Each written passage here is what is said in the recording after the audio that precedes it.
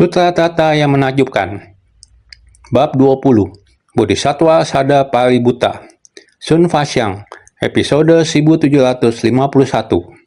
Dengan ketenangan jasmania dan batinia, masuk ke tengah orang banyak untuk memberikan bimbingan.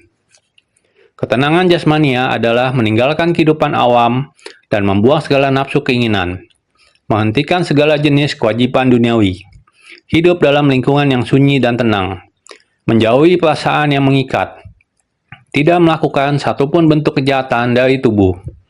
Inilah yang dimaksud dengan ketenangan jasmania. Harus bersungguh hati. Pelatihan diri kita sangat penting, yakni melatih diri kita untuk memperoleh ketenangan jasmania dan batinia. Meskipun banyak hal duniawi di luar, akan tetapi ketika kondisi muncul, akan mengatasinya dengan sungguh-sungguh, sehingga tidak meninggalkan jejak noda di dalam batin. Laksana ketika kita berjalan. Setelah kaki depan melangkah, maka kaki belakang harus dilepaskan. Kemudian maju lagi berjalan ke depan. Inilah yang termaksud ke dalam ketekunan sejati. Kita tidak boleh membiarkan pikiran kita bereaksi kepada kondisi untuk selama-lamanya. Bodhisattva Sada Paributta berbuat demikian. Meskipun jasmaninya masuk ke tengah orang banyak, memberikan pujian setiap kali melihat orang. Engkau sekalian kelak akan mencapai kebudaan. Saya tidak berani meremehkan Anda. Ia menggunakan metode demikian di tengah orang banyak. Pelatihan diri seperti inilah yang harus kita pelajari. Ia telah meninggalkan nafsu keinginan duniawi, meninggalkan kehidupan awam, serta membuang segala nafsu keinginan untuk mencapai ketenangan jasmania dan batinia. Kita harus meninggalkan kehidupan awam, serta membuang segala nafsu keinginan. Melepaskan hal-hal duniawi ini dengan sepenuhnya, juga melepaskan segala nafsu keinginan di dunia ini. Kita telah melihat dunia ini dengan jelas, menghayati bahwa segala fenomena pada hakikatnya adalah kosong, serta segala sesuatu yang terkondisi tidak kekal. Inilah kehidupan manusia, tidak boleh melekat dan mengejar apapun, maka harus melepaskannya, melepaskan segala keinginan duniawi, kerisauan batin dan nafsu keinginan, meninggalkan hal-hal duniawi dan rasa khawatir, melepaskan segala keterikatan duniawi. Jadi, menghentikan segala jenis kewajiban duniawi. Banyak sekali hal-hal yang berkaitan dengan ikatan duniawi. Urusan duniawi yang rumit dan tidak penting. Semuanya sudah kita tinggalkan. Selama itu masih berkaitan dengan urusan duniawi seperti keluarga dekat atau kerabat saudara. Semuanya tidak ada hubungannya lagi dengan kita. Sekarang, tubuh kita ini adalah untuk kepentingan semua makhluk di dunia. Bukan lagi terikat pada keluarga kecil kita sendiri, melainkan untuk kepentingan keluarga besar seluruh dunia. Oleh sebab itu, kita harus hidup dalam lingkungan yang sunyi dan tenang. Kekhawatiran duniawi adalah keterikatan. Sesuatu yang membebani hati dan pikiran, hal-hal yang sulit dilepaskan atau dihindari. Kerisauan dan ketidaktahuan itu, dalam menjalani pelatihan diri, kita hidup dalam lingkungan yang sunyi dan tenang. Bahkan ketika berada di tempat yang ramai, dan penuh dengan hiruk-pikuk kehidupan duniawi. Semua itu tidak ada hubungannya dengan kita. Keadaan di luar diri kita sama sekali tidak mempengaruhi dunia batin saya. Maka, hidup dalam lingkungan yang sunyi dan tenang, hati kita selalu tentram. Kita tidak disibukkan oleh urusan duniawi yang melelahkan. Itulah makna dari hidup dalam lingkungan yang sunyi dan tenang. Bukan memberitahu kamu menghindar, pergi cari tempat yang hening. Bukan. Adalah batin kita. Batin kita senantiasa selalu harus seperti Bodhisattva Sada Paributta. Melihat kondisi tidak sampai mencemari batin. Waktu bagaimana sibuknya? Sangat bingung. Beliau adalah tidak tercemari terhadap kondisi. Orang memarahinya, orang mengejar memukul. Beliau masih adalah Bodhisattva dunia yang datang bermain. Jalan menghindar, masih memuji dengan tulus. Tidak berani meremehkan kamu kelak akan mencapai kebudaan. Ini adalah hal yang sangat agung. Sebenarnya, Bodhisattva Sada Paributta menghadapi kerumunan orang banyak adalah seperti bermain. Saya mau mendekati kamu menghindari saya memuji kamu berbalik memarahi saya. Seperti ini. Batin beliau tidak bisa terpengaruh oleh kondisi yang tidak menyenangkan. Tetap gembira, sama halnya leluasa. Kerumunan orang banyak seperti saudara, menerima segala kondisi yang tidak menyenangkan, seperti sedang bermain. Batin beliau tidak rumit, sangat sederhana, bagaikan hati bayi, adalah juga hati Buddha, adalah sifat hakiki yang tanpa noda. Jadi, menjauhi perasaan yang mengikat. Perasaan yang mengikat, kita telah menjauhinya. Dalam interaksi kita antara satu sama lain, tidak ada konflik kepentingan, hanya memiliki tekad yang sama. Bagaimana kita saling menuntun untuk memasuki jalan bodhisattva. Jalan bodhisattva panjang dan abadi, telah diratakan dan dibuka, sehingga semua orang dapat berjalan di jalan bodhisattva. Tidak ada yang menahan atau menjerat kita. Kita jalani dengan tertib, berjalan dengan sangat lancar. Tidak ada perasaan yang mengikat. Itu adalah kemurnian makhluk tercerahkan dari keluarga Dharma. Tidak ada perasaan yang terikat dengan debu duniawi. Karena itu, tidak melakukan satupun bentuk kejahatan dari tubuh. Berbicara tentang tubuh, kita menjauhi perbuatan jahat, karena kita tidak melakukan kejahatan, dan tidak membentuk kelompok jahat. Maka, kita mencari kesempatan untuk menuntun dan membimbing orang lain. Oleh karena itu, tidak melakukan satupun bentuk kejahatan dari tubuh. Tidak melakukan satupun bentuk kejahatan dengan tubuh ini. Tindakan tubuh yang murni. Tidak melakukan segala kejahatan. Jadi, inilah yang dimaksud dengan ketenangan jasmania. Tubuh kita tidak bertambah atau berkurang. Yang saya praktekkan adalah menjaga batin ini tetap murni. Tidak ada penyimpangan. Kita perlu bersungguh hati dalam hal ini. Meskipun dalam kerumunan orang banyak, hanya ada satu tujuan. Tujuan ini adalah supaya kita masuk ke kerumunan dan menuntun para makhluk, bukan berada di antara para makhluk, lalu menimbulkan pikiran dan menciptakan karma. Tidak. Tujuan masuk ke kerumunan orang banyak adalah untuk menuntun dan membimbing. Karena itu, batin kita harus menjauh dari segalanya. Batin telah tenang, kesalahan, kebencian, kebodohan, dan lainnya, semuanya telah dijauhi. Melatih segala tingkatan dari dhyana dan batin tidak bercabang-cabang. Tidak melakukan satupun bentuk perbuatan jahat dari pikiran, makanya dinamakan ketenangan batinia. Batin telah tenang, kesalahan, kebencian, kebodohan, dan lainnya, semuanya telah dijauhi. Kita terjun ke tengah orang banyak dan memberkati dan memberi hormat kepadanya, tetapi tetap dimarahi olehnya. Hati kita masih sangat tenang. Dan keserakahan, kebencian, kebodohan, dan lainnya, seolah-olah kita sedang menghindari kelompok orang ini. Mereka ingin memukul saya dan mereka sedang marah. Ini adalah orang yang tidak punya kebijaksanaan. Saya segera menghindari mereka. Semuanya telah dijauhi. Kita semua tidak seharusnya mencari masalah dengannya. Sebaiknya kita menjauh saja, melatih segala tingkatan dari dhyana dan batin tidak bercabang-cabang. Kita masih harus menjaga ketenangan pikiran kita, dan pikiran kita harus tetap tenang. Diusir oleh orang dan dimarahi, hati kita tetap sangat murni. Kita sepenuhnya menghindari keserakahan, kebencian, ketidaktahuan, dan lain-lain. Tidak akan tercemarkan di tempat ini. Sama sekali tidak akan. Bagaimana masuk dan keluar, semuanya akan aman dan tenang. Terisolasi dari keserakahan, kebencian, dan ketidaktahuan. Oleh karena itu, kita semua telah menjauh dari keserakahan, kebencian, ketidaktahuan, kesombongan, dan keraguan. Semua yang dipraktekkan adalah pikiran yang murni, pemusatan pikiran yang baik, sehingga tidak terganggu, tidak akan terpengaruh oleh orang lain, yang akan mengganggu pikiran kita dalam melatih diri. Oleh karena itu, tidak melakukan satupun bentuk perbuatan jahat dari pikiran. Jika tidak ada pikiran jahat dalam pikiran, bagaimana bisa ada perbuatan jahat? Tidak. Tidak melakukan satupun bentuk perbuatan jahat dari pikiran. Kita sebagai praktisi harus menahan diri dari melakukan semua perbuatan jahat, karena pikiran manusia biasa. Jadi, makanya dinamakan dengan ketenangan batinia. Saya berharap kita semua berlatih ke arah ini.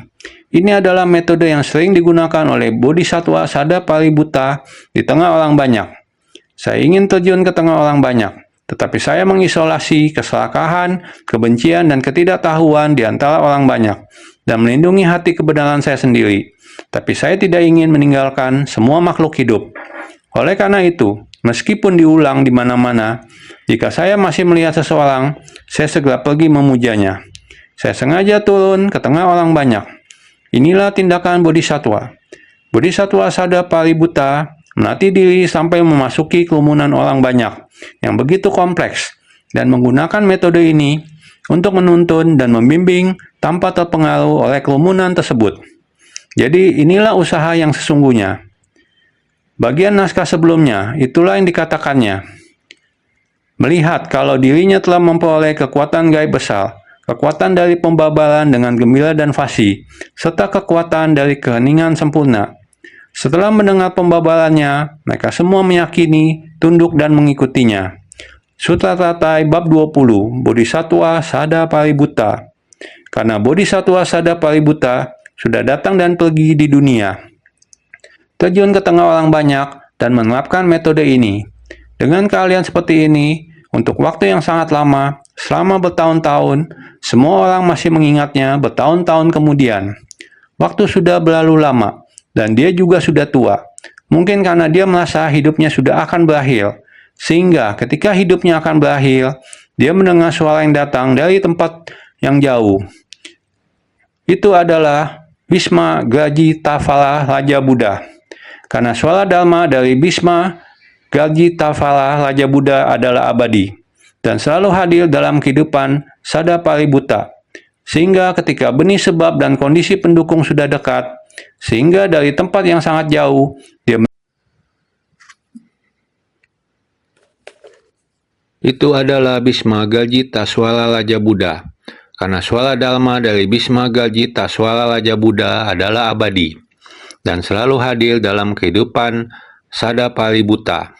Sehingga ketika benih sebab dan kondisi pendukung sudah dekat, sehingga dari tempat yang sangat jauh, dia mendengar suara dari Bhisma Gaji Taswala Raja Buddha. Meskipun Bhisma Gaji Taswala Raja Buddha sudah memasuki parinirvana, dharmanya masih tetap abadi. Demikian terus diwariskan. Ini adalah jalinan jodoh baik yang diciptakan oleh Bhisma Gaji Taswala Raja Buddha dengan semua makhluk. Ini yang memungkinkan dia hidup dalam waktu yang lama. Ketika hidupnya sudah berakhir, dharmanya masih tetap berdiam sangat lama di dunia dan tidak lenyap, yakni menegakkan ajarannya dan terjun ke tengah orang banyak. Dan pada saat lahir, dia masih mendengar dharma yang diwariskannya. Apakah dharma ini? Ini adalah Sutra Tatai. Sutra yang dibabarkan oleh Bhisma Gaji Taswala Raja Buddha di masa lampau. Pada saat ini adalah sudah berlalu lama. Prinsip sejati untuk memasuki dunia.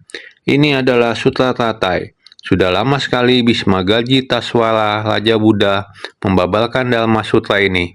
Ketika hidup Bodhisatwa Sada Paributa akan berakhir, masih bisa mendengar suara Bhisma Gaji Taswala Raja Buddha membabarkan Sutra Tatai. Ini menunjukkan bahwa Sada Paributa sudah tidak membedakan akulah yang membabarkan Dharma atau akulah yang mendengarkan Dharma. Sama sekali tidak. Juga tiada perbedaan seperti akulah yang membabarkan Dharma atau akulah yang membina diri. Tiada lagi. Ini muncul dari dalam hatinya. Dia mendengar suara dari langit. Ini adalah dari alam spiritual yang menakjubkan. Bodhisatwa Sada Paributa, dia mengakumulasi jasa kebajikan dari akal kebajikan. Tidak meninggalkan Dharma Buddha. Dia berpegang pada hati Buddha dan hati para makhluk tiada berbeda. Dengan suasana hati seperti ini, masuk ke tengah orang banyak. Sekarang para biksu-biksuni yang tersesat ini, tidak ada gunanya pergi membabarkan Dharma untuk mereka. Jadi hanya pergi untuk jalin jodoh bertemu muka saja dengan mereka. Tempat yang ada membina diri. Tempat yang terlihat ada orang monastik. Dia akan segera ke sana. Masuk ke tengah orang banyak untuk sembah sujud kepada mereka, yaitu untuk membuat orang melihatnya, mengenalnya, menjalin jodoh baik dengan orang. Jodoh baik sama sekali tidak boleh ada kesalahan. Hanya membiarkan kamu mengenal saja. Saya memberkati kamu, kamu bisa mengingat saya mendoakan kamu. Cara membina diri adalah dimanapun harus rendah hati, dengan orang bersahabat dalam berinteraksi. Jadi setelah bertahun-tahun, selalu seperti ini sejak lama sekali, terus-menerus hingga tiba akhir hayat. Akhir hayat adalah setelah waktu yang sangat lama. Kehidupan juga sudah akan berakhir.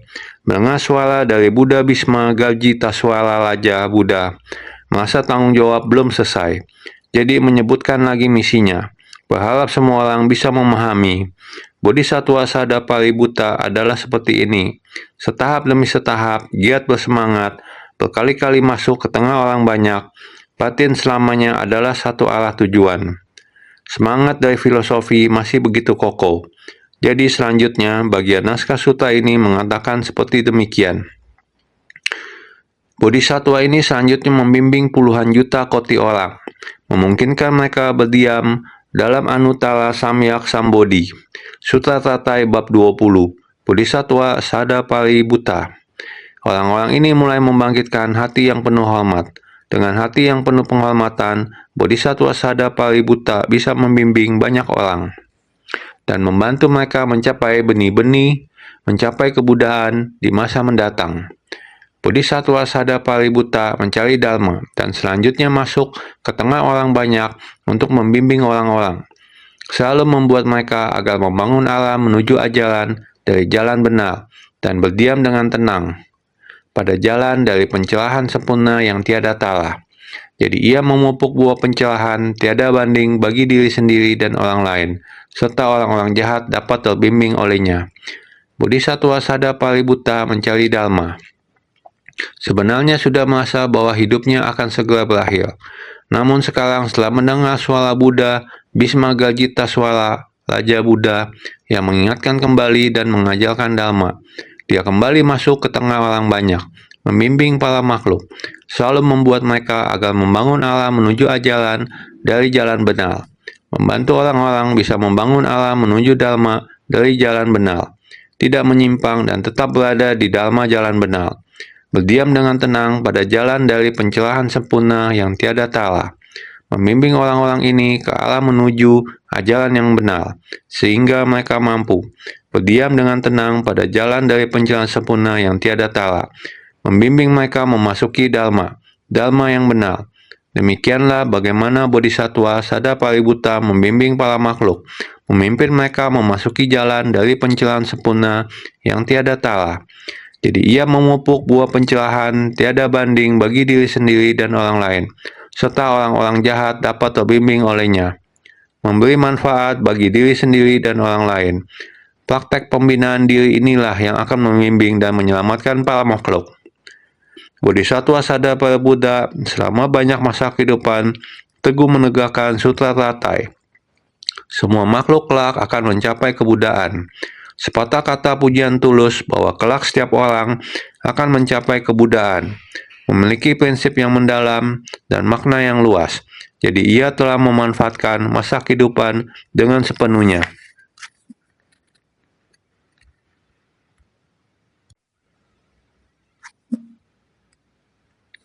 Hingga menjelang ajalnya, kembali menerima dan menegakkan syair-syair dari sutra ini yang dibabarkan oleh Buddha Bhisma Garjitaswala Raja Buddha.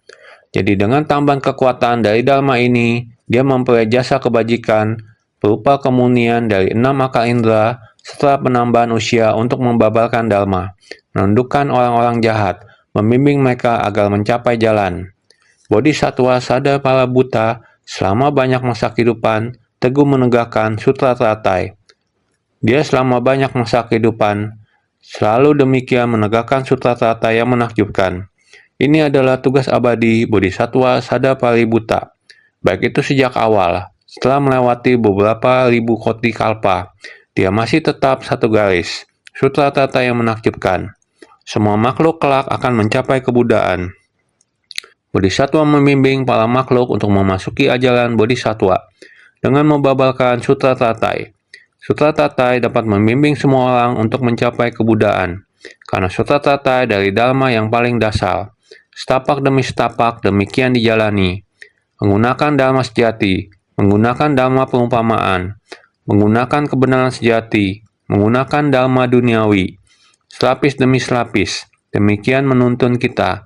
Sekarang pada bab Bodhisattva Sadapaributta telah menunjukkan bagaimana beliau menuntun para makhluk. Menggunakan metode apa, semangat sutra Tatai dan konsep pemikiran. Demikian menuntun kita masuk ke dalam. Jadi, Semua makhluk kelak akan mencapai kebudaan. Semua makhluk berjalan di jalan Sutratatai, yaitu dengan menapaki jalan Bodhisattva. Dahulu kala, Master bukan tidak membabarkan sutra, akan tetapi Master telah membentangkan sutra ini di jalan. Benar, membentangkan jalan. Sekarang jalurnya sudah terbuka. Jadikan jalur ini, jalan menjadi sebuah jalur. Jalan lebih kecil, jalan lebih besar. Awal mulanya, sekaligus jalannya dibentangkan keluar dulu, kemudian buka jalurnya. Seringkali jika keluar rumah sekarang, wah, jalan ini kenapa begitu luas? Sekarang adalah jalan mulia berluas 8. Ada 8 jalan dan 8 garis jalur. Benar, 8 garis jalan adalah jalan mulia berluas 8. Telah terbuka lebar.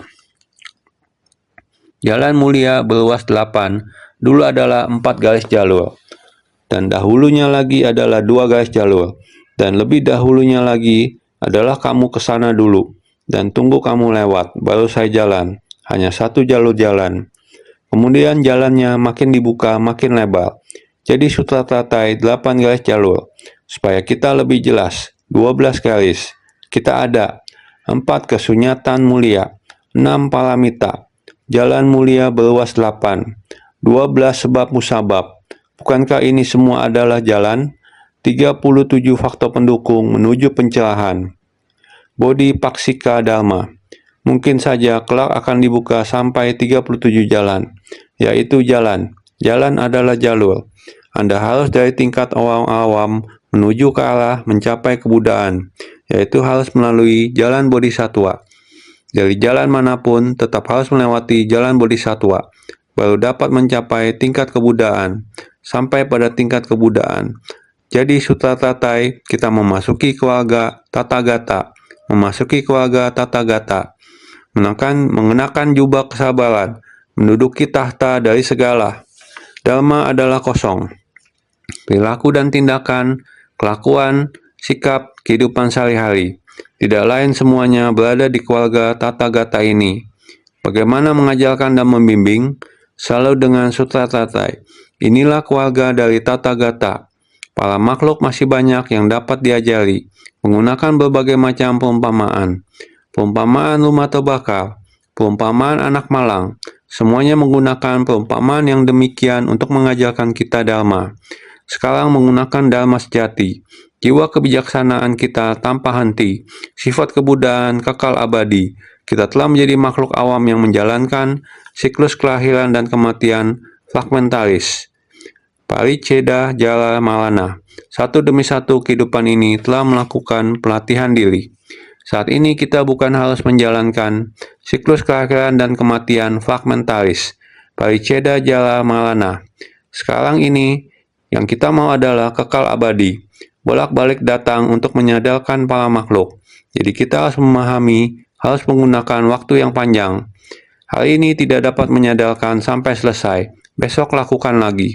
Lusa, besoknya lusa, sepanjang tahun, 365 hari. Tiada orang yang tidak disadarkan, tiada dharma yang tidak dibicarakan. Dengan segala perilaku kita, semuanya adalah dalam dharma. Ini merupakan aspek pokok dalam Sutratatai. Kita telah duduk di tempat duduk Tathagata, memasuki pintu Tathagata, dan mengenakan jubah Tathagata. Jadi kita harus belajar dari Bodhisattva Sada Paributta, sering memasuki kerumunan orang banyak, memelihara hati kita dengan baik, selamanya tenang. Kekacauan urusan duniawi tak akan mengusik hati kita. Ini merupakan sifat Buddha sejati, juga merupakan keterampilan sejati. Jadi para makhluk sama dengan kita, semuanya akan mencapai kebudaan. Sepatah kata pujian tulus, dari dalam hati yang tulus, jujur, yakin, dan penuh dengan kesungguhan. Melihat orang lain dengan tulus mendoakan dan juga disertai dengan rasa bersyukur. Bersyukur karena ada sekelompok orang ini dan lingkungan yang seperti ini memungkinkan saya untuk berkembang. Dan dalam menjalani proses ini, hati saya tetap tenang dan tidak terganggu. Saya dibentuk oleh lingkungan yang seperti ini.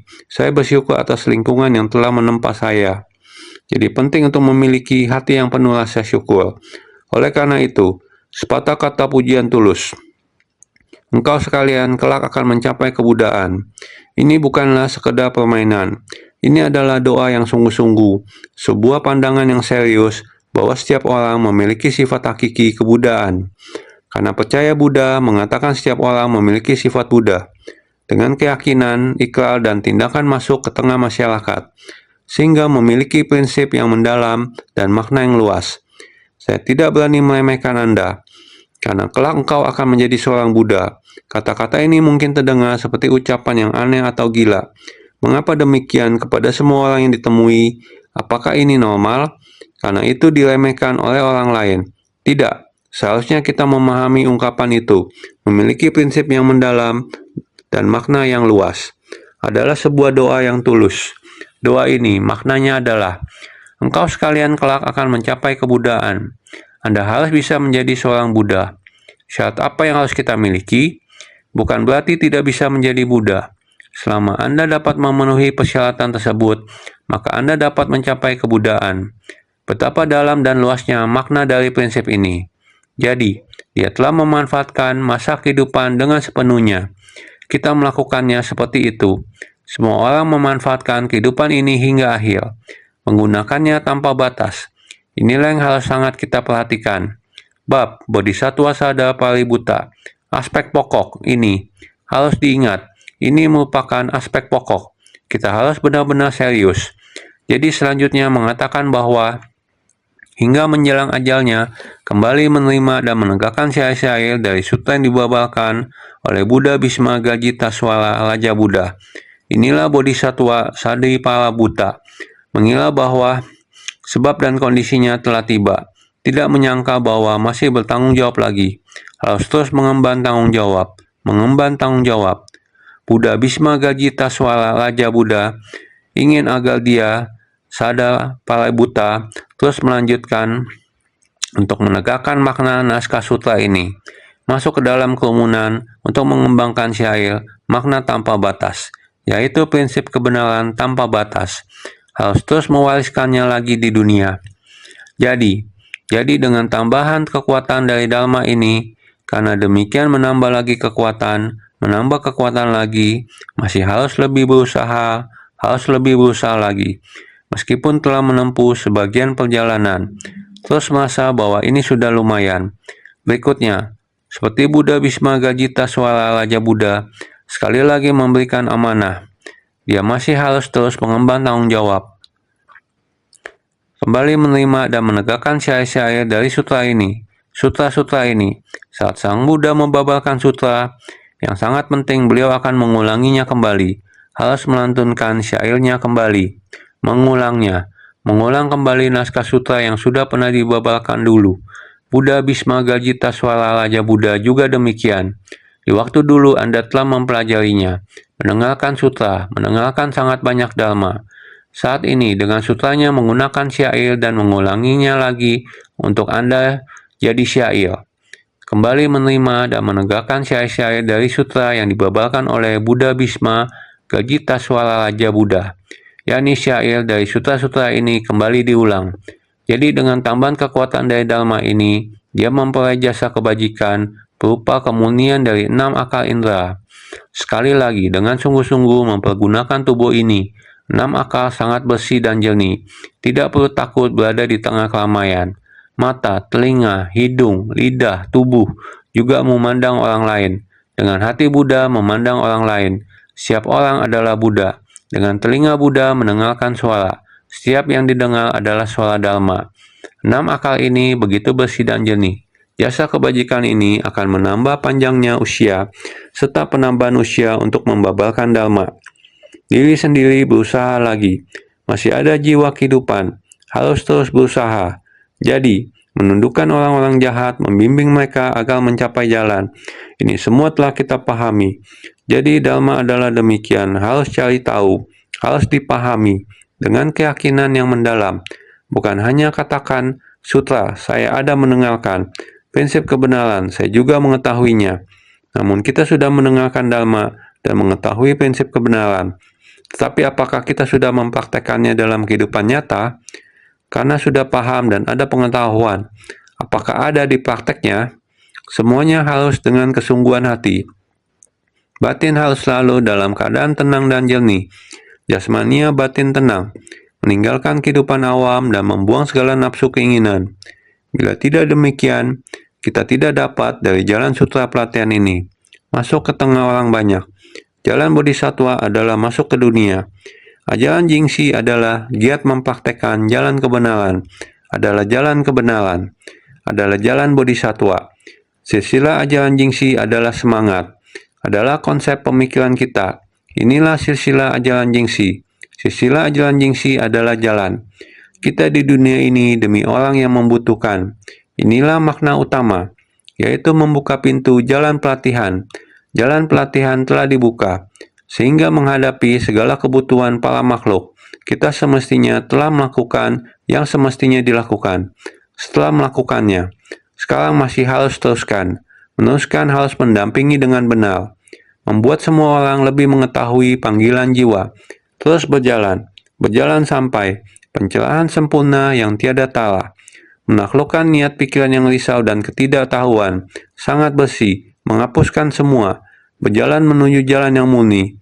Bila kita dapat demikian, menjauhi perasaan yang mengikat, bentuk kejahatan dari tubuh, segala kejahatan tidak kita lakukan. Batin kita, pikiran jasmania dapat tenang. Semoga semua dapat memahami aspek pokok, makna dari pelatihan Sada Paributa. Semua harus senantiasa bersungguh hati.